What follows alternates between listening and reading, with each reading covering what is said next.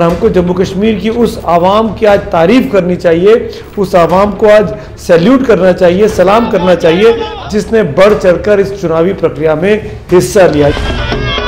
जम्मू कश्मीर के ज़्यादातर बाशिंदे अमन पसंद हैं, शांति पसंद है, वो लोकतांत्रिक प्रक्रियाओं में, चुनावों में हिस्सा लेना चाहते हैं। आज शायद इसीलिए उनकी वजह से आज भारत की साख, भारत की मान सम्मान और बढ़ा है।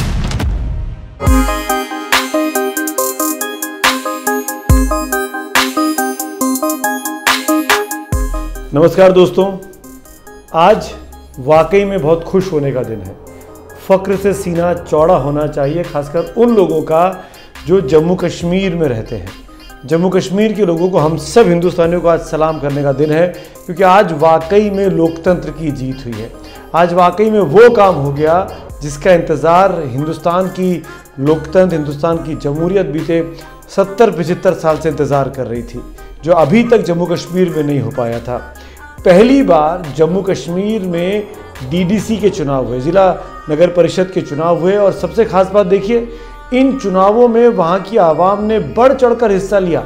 वरना ये पिक्चर पेंट की जाती है जम्मू कश्मीर के बारे में कि वहाँ के लोग तो आतंकवादी हैं, वहाँ तो सिर्फ आतंकवादियों का साया है, पाकिस्तान वहाँ पर अमन चैन स्थापित नहीं होने देना चाहता। पाकिस्तान का रोल है डिस्टर्बेंस पैदा करने में, इसमें कोई दो राय नहीं। पर हमको जम्मू कश्मीर की उस आवाम की आज तारीफ़ करनी चाहिए, उस आवाम को आज सैल्यूट करना चाहिए, सलाम करना चाहिए जिसने बढ़ चढ़कर इस चुनावी प्रक्रिया में हिस्सा लिया, जिसने अपनी जान की परवाह नहीं की और लंबी लंबी लाइनें लगाकर 8 फेज़ की वोटिंग के दौरान बड़ी संख्या में वोट किया। अब नतीजे आ जा रहे हैं और इसीलिए मैं बोल रहा हूँ कि जम्मू कश्मीर में चुनावों की प्रक्रिया पूरी हो जाए, कुछ जगहों पर 70 से 75% तक मतदान हो, तो ये दिखाता है कि जम्मू कश्मीर के ज़्यादातर लोग, जी हाँ, जम्मू कश्मीर के ज़्यादातर बाशिंदे अमन पसंद हैं, शांति पसंद है, वो लोकतांत्रिक प्रक्रियाओं में, चुनावों में हिस्सा लेना चाहते हैं। और ये संभव कैसे हुआ? ये संभव इसलिए हुआ कि उसको वो माहौल मिला, उसको वो वजह मिली कि वो आकर खुलकर हिम्मत दिखाकर वोटिंग सेंटर की लाइन में खड़ा हो और वोट डाल सके, जो अब तक उसके पास ये हौसला या भरोसा नहीं था उस व्यक्ति के पास। लेकिन आज की तारीख में जब से 370 हटी है, जम्मू कश्मीर और लद्दाख को अलग अलग इलाकों में बांटा गया, जम्मू कश्मीर एक तरफ हो गया, लद्दाख एक तरफ हो गया, और इसके बाद से जो काम पिछले करीब 1.25 साल, 1.5 साल के दौरान जम्मू कश्मीर में किए गए हैं, उसने उन कामों को अब ऐसा आप कह सकते हैं कि जम्मू कश्मीर के बाशिंदों ने, लोगों ने पसंद किया। और इसीलिए जब डीडीसी के पहली बार चुनाव हुए तो बढ़ चढ़कर लोगों ने आज चुनावी प्रक्रिया में हिस्सा लिया और अपनी ज़िला को, अपने नगर पंचायत को, नगर परिषद को कौन सा व्यक्ति रिप्रेजेंट करेगा उसको चुना।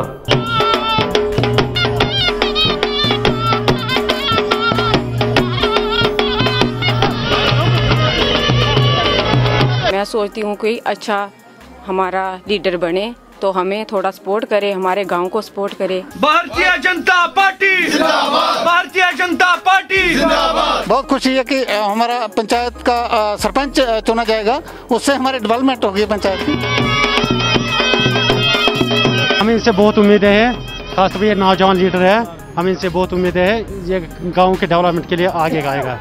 और आज जब नतीजे आ रहे हैं, मैं उन नतीजों में नहीं जा रहा हूँ कि कौन आगे चल रहा है, कौन पीछे चल रहा है, वो दीगर बात है मेरे लिए असली बात यह है कि जम्मू कश्मीर की आवाम में को भरोसा है हिंदुस्तान के आईन पर, हिंदुस्तान को भरोसा है जम्मू कश्मीर के लोगों पर। और अब ये वक्त आ गया है कि जम्मू कश्मीर को, जो लोग कहते थे ना कि भारत का अभिन्न अंग नहीं है, वो एक डिस्प्यूटेड टेरिटरी है, उस पर एक अलग से जनमत संग्रह होना चाहिए, उन तमाम लोगों के मुँह पर आज करारा करारा तमाचा लगा है। और ये दिखाता है कि जम्मू कश्मीर की आवाम, जम्मू कश्मीर की जमहूरियत जो है वो शांति प्रिय तरीके से हिंदुस्तान के कॉन्स्टिट्यूशन में, हिंदुस्तान के संविधान में, हमारे आइन में भरोसा करती है, हमारे इलेक्शन कमीशन की बातों को मानती है, चुनावों में हिस्सा लेती है और अपने अपने रिप्रेजेंटेटिव को चुनकर भेजती है, जो कि अब जिला परिषद में बैठकर उनके अपने ज़िले के लिए क्या बेहतरी के काम है, क्या विकास के काम है, उसको मूर्त रूप पहनाएंगे। तो कुल मिलाकर बीते 1.25 सालों की जो मेहनत रही 370 के हटने के बाद से लेकर अब तक, उसका एक बेहतरीन नतीजा आप कह सकते हैं आज आखिर में मिला है। और गुपकार अलायंस क्योंकि बीजेपी के विरोधी हैं, फारूक अब्दुल्ला, महबूबा मुफ्ती, उन्होंने गुपकार अलायंस बनाया, मिल के साथ चुनाव लड़ रहे हैं। गुपकार अलायंस जब मैं आपसे चर्चा कर रहा हूँ तब करीब 88-90 सीटों पर वो आगे चल रहा है पूरे जम्मू कश्मीर रीजन में। बीजेपी ने भी अपने प्रदर्शन में काफ़ी लोगों को इम्प्रेस किया है। जम्मू में तो उसका एक छत्र साम्राज्य है ही जम्मू इलाके में, लेकिन कश्मीर में भी बीजेपी के लोग धीरे धीरे कर इनरोड्स बना रहे हैं, अपनी पहचान बना रहे हैं। श्रीनगर में अयाज नाम के एक व्यक्ति जीते हैं, बीजेपी के कैंडिडेट रहे, और उन्होंने बाकायदा चुनाव जीतने के बाद भारत माता की जय के नारे लगाए, जो कि एक असंभव सी स्थिति थी कि श्रीनगर के ऊपर, श्रीनगर की सड़कों पर कोई भारत माता के जिंदाबाद के नारे लगाए। इसी तरीके से एक और महत्वपूर्ण चीज़ है, बीजेपी की एक कैंडिडेट है, उनका नाम मैं ज़रूर यहाँ पर लेना चाहूँगा, पुलवामा से, उनका नाम है मिनहा लतीफ़। वो चुनाव जीत गई हैं।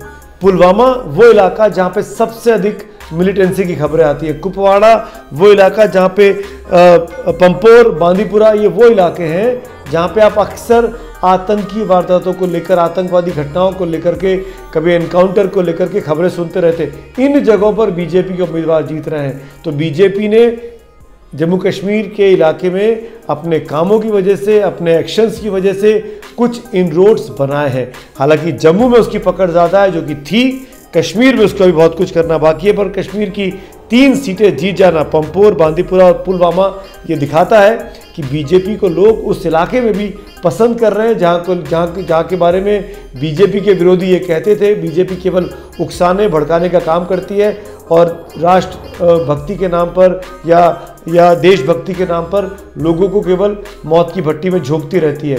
उस बीजेपी को वहाँ पसंद किया गया है। कांग्रेस 21 सीटों पर, अभी जब मैं आपसे बात कर रहा हूँ तब तक कांग्रेस 21 सीटों पर आगे चल रही है। तो इन परिस्थिति में आप ये समझ सकते हैं कि कांग्रेस जैसी पार्टी, जो कि जम्मू कश्मीर में मूलतः वहाँ की ओरिजिनल पार्टी है, वहाँ से निकली है, गुलाम नबी आज़ाद जैसे बड़े नेता जम्मू कश्मीर से आते हैं, उस कांग्रेस की स्थिति बीजेपी से भी खराब हो गई है। तो वो कांग्रेस जो अपना हैदराबाद नहीं बचा पा रही, वो कांग्रेस जो अपना बिहार नहीं बचा पा रही, वो कांग्रेस अब अपना जम्मू कश्मीर भी नहीं बचा पा रही है, वहाँ भी उसकी स्थिति खराब होती जा रही है। बीजेपी को वहाँ के लोग पसंद कर रहे हैं। इस डीडीसी चुनाव का महत्व इसलिए भी हो जाता है कि 370 की धारा हटने के बाद से ये पहला चुनाव था जहाँ कोरोना काल के दौरान ये वोटिंग हुई। कोरोना काल के बावजूद चुनाव आयोग ने इंतजाम किए और लोगों ने बढ़ चढ़कर हिस्सा लिया। और दूसरी इंपॉर्टेंट बात यह है जो हमको ध्यान रखना चाहिए कि जब 370 की धारा हटी थी अगस्त के महीने में 2019 में, तब से लेकर हटने के साथ ही जम्मू कश्मीर की विधानसभा को भंग कर दिया गया था, वो सस्पेंडेड एनिमेशन में चली गई थी।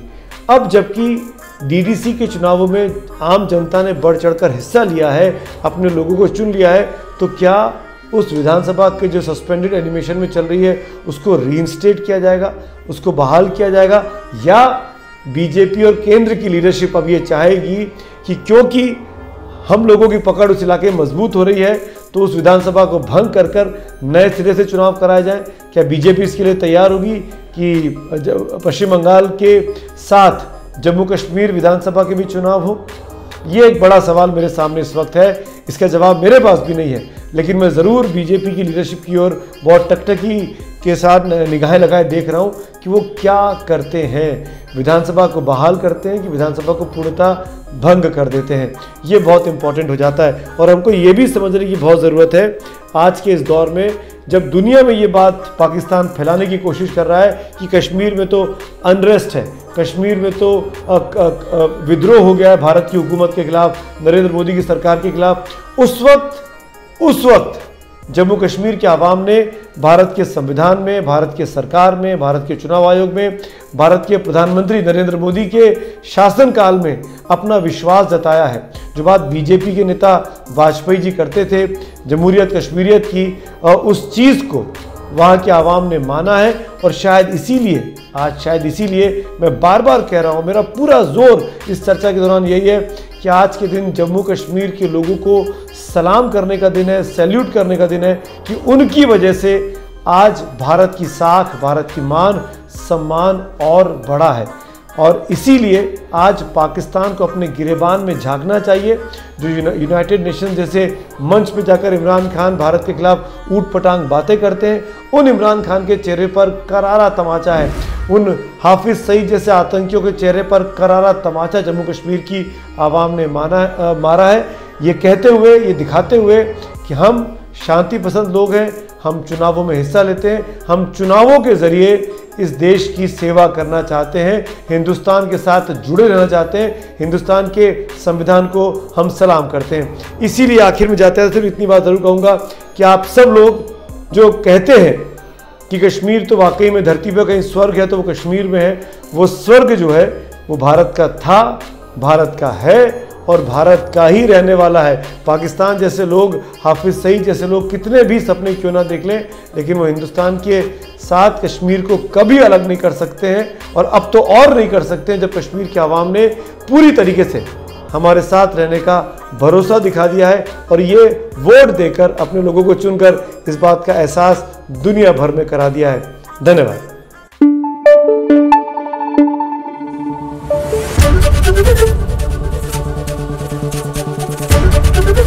एबीपी न्यूज आपको रखे आगे।